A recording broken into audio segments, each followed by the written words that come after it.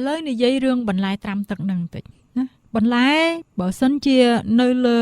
ខ្លួនបន្លែពេលគេបាញ់គីមីមានពេលខ្លះជាតិគីមីហ្នឹងវាអត់ទាន់បានជ្រាបចូលដល់ស្នូលសាច់បន្លែហ្នឹងទេតែនៅពេលដែលយើងយកវាទៅត្រាំទឹកអាជាតិគីមីហ្នឹងវារលាយក្នុងទឹកហើយយើងត្រាំបន្លែនៅក្នុងទឹកបន្លែខ្លះវាស្រូបអាជាតិគីមីហ្នឹងដូចអីប៉ុងចឹងអញ្ចឹងទៅវាជ្រាបចូលក្នុងហ្នឹងហើយណាមួយពេលដែលបន្លែយកទៅដល់ត្រាំទឹកហ្នឹងគឺវាលែងមានជីវិតហើយយើងបានកាត់ផ្ដាច់សរសៃសរសងជីវិតរបស់វាពីដីមកហើយតែពេលអញ្ចឹងទៅវាលែងមានអីទប់អូស្ម៉ូស៊ីសរបស់វាហើយអញ្ចឹងគីមីជ្រាបចូលតាមចិត្តហើយអាហារចិញ្ចឹមរបស់វាជ្រាបចេញក្រៅចូលទៅក្នុងទឹកតាមចិត្តអញ្ចឹងបន្លែបែបហ្នឹងយើងញ៉ាំទៅយើងអ្វីដែលយើងបានគឺបានតែ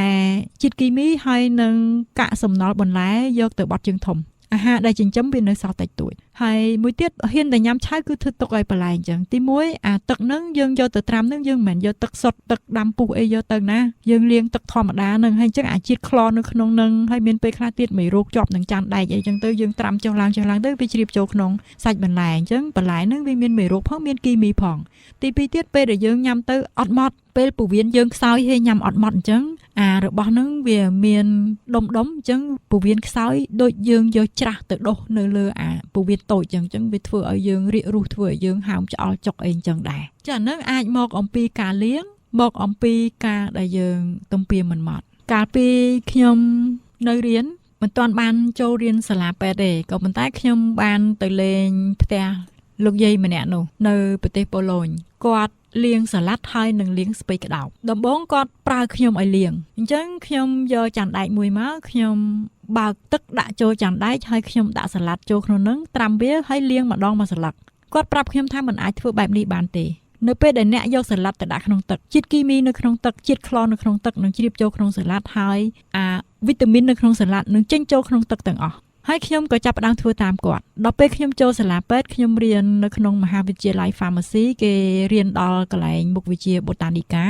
គឺជាមុខវិជ្ជាមួយដែលគេរៀនអំពីរុក្ខជាតិហើយអំពីរុក្ខជាតិផ្សំថ្នាំហើយអញ្ចឹងគេឲ្យខ្ញុំយក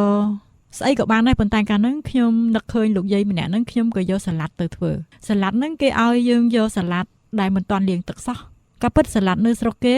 ទោះជាមិនទាន់លាងទឹកក៏វាអត់ក៏ខ្វាក់ខ្លាំងដែរដោយសារនៅពេលគេដាំហ្នឹងគេទុកតារុនមួយឲ្យវាចាក់ឫសចូលទៅក្នុងដីហើយសល់ម៉ានវាជាផ្ទាំងកៅស៊ូអញ្ចឹងបាញ់ទឹកទៅអីវាអត់ខ្ទាតប្រឡាក់ដីទៅលើ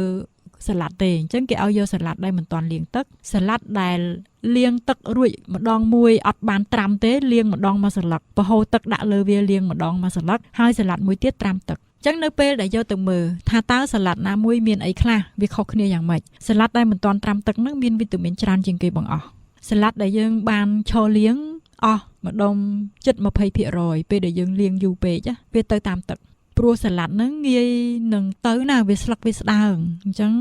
ហើយវីតាមីនដែលរលាយក្នុងទឹកតប៉ះទឹកឲ្យលាយទៅតាមហើយជាពិសេសវីតាមីន C វីតាមីន B នេះវាទៅអស់ហើយអាមួយដែលត្រាំទឹកហ្នឹងអត់ទេអញ្ចឹងគ្រូឲ្យទៅយកអាទឹកនឹងយកមើលអញ្ចឹងនៅក្នុងទឹកនឹងមានវីតាមីន B និងវីតាមីន C ច្រើនហើយអញ្ចឹងគ្រប់បន្លែទាំងអស់យើងអាចលាងអញ្ចឹងបានទេហើយមានពេលខ្លះខ្ញុំបង្រៀនកូនក៏ដោយបង្រៀនអ្នកធ្វើការនៅក្នុងផ្ទះក៏ដោយថាឲ្យលាងបែបហ្នឹងតកួនក៏លាងអញ្ចឹងស្ពៃក៏លាងអញ្ចឹងណាมันអាចយកទៅត្រាំទឹកបានទេហើយនៅពេលខ្ញុំចាប់អារម្មណ៍មួយនៅពេលដែលខ្ញុំថាអូខេអញ្ចឹងលាងម្ដងមួយពេលលាងម្ដងមួយគាត់យកមកបាច់ដាក់ពីក្រោមរ៉ូប៊ីណេហើយគាត់លាងពីលើបង្ហូរទៅអាក្រោមអញ្ចឹងអាមកកំណមកពនុកនៅខាងក្រោមហ្នឹងវាក៏ខ្វាក់លើដើមដោយសារអាពីលើទៅអាវីតាមីនក៏អស់អាមេរោគអាគីមីមិនជ្រាបចូលណាដូចខ្ញុំនិយាយមកអញ្ចឹងនៅពេលដែលវាឈប់នៅលើដីវាឈប់មានជីវិតអញ្ចឹងវាអត់អាចទប់អូស្ម៉ូស៊ីសវានៅក្នុងខ្លួនបានទេណា homeostasis osmosis របស់វាប្រែប្រួលអញ្ចឹងតែប៉ះអីវាទៅហើយវាខូចហើយវាអត់អាចទប់ទល់បានដូចពេលវានៅរស់ជាប់ដីទេ